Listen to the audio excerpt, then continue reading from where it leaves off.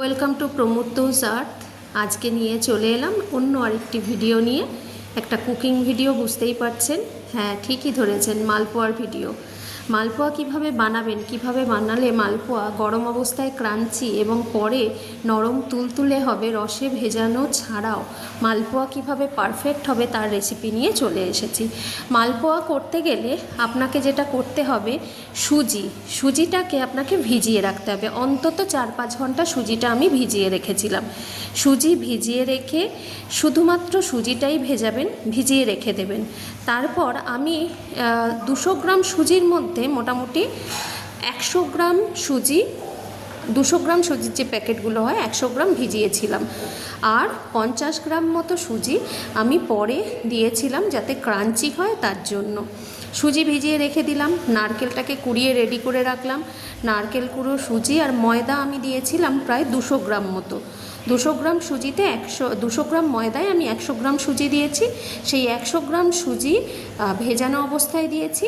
আর 50 থেকে 25 গ্রামের মতো শুকনো সুজি এই ব্যাটারটার মধ্যে দিয়েছি। দিয়ে ময়দা, সুজি তো আগে থেকে ভেজানোই ছিল, তাই ময়দা চিনি একসাথেই দিয়েছি। নারকেল কুড়ো দিয়েছি, গোলমরিচের গুঁড়ো করে রেখেছিলাম সেটা দিয়েছি, অল্প লবণ দিয়েছি, চিনি দিয়েছি। অনেকে চিনি গুঁড়ো করে দেয়, তবে চিনি গুঁড়ো করে দেওয়ার দরকার নেই। চিনি দিয়ে আবার রেস্ট টাইমে আপনি যদি এটা মোটামুটি রেস্ট টাইম আপনি 1 ঘন্টা মতো রেখে দেন, তাহলে জিনিসগুলো সব আবার ভালো করে ফুলবে এবং রেসিপিটা খুব সুন্দর হবে।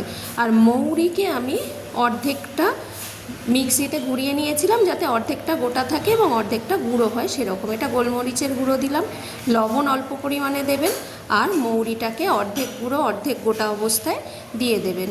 দিয়ে সব কিছু মিশিয়ে অল্প লবণ দেবেন, চিনি স্বাদ মতো দেবেন। যদি রসে ডোবাবো মনে করেন তাহলে চিনি কম দেবেন, আর যদি রসে ডোবাবো না মনে করেন, আমি যেমন এবারে রসে ডোবাইনি তাই চিনি অনেকটাই দিয়েছি।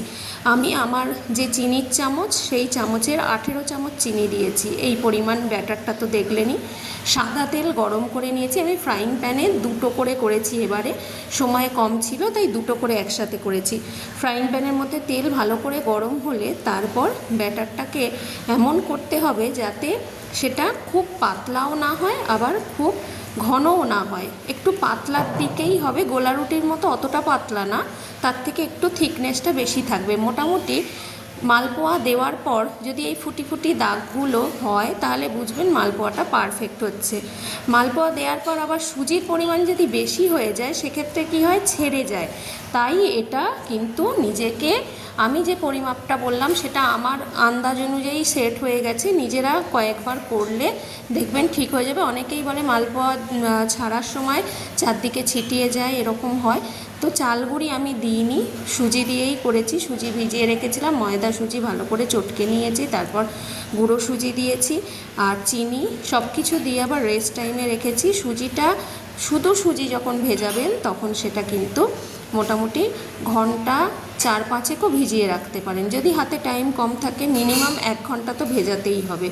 সব ব্যাটারগুলো দিয়ে একটু হাতে কাঁচা ব্যাটার নিয়েই টেস্ট করে দেখে নেবেন চিনিটা কিন্তু ভাজার পর কমে যায়, বাড়ে না, মিষ্টতাটা বাড়ে না, কমে যায় বরং ভাজার পর। তাই সেই মতো মিষ্টি দেবেন। আর যদি রসে ভেজান, রসে ভেজানোর জন্য পাশের একটা পাত্রে জলের মধ্যে চিনি দিয়ে রস তৈরি করে তার মধ্যে যে বড় এলাচগুলো হয়, বড় এলাচ ফাটিয়ে দিয়ে দেবেন এবং কালারটা দেখবেন যখন একটু লালচে লালচে হয়ে আসবে তখন বুঝবেন যে রসটা তৈরি হয়ে গেছে। তার মধ্যে রসে ভেজানো যায়, রসে না ভিজিয়েও এটা করা যায়।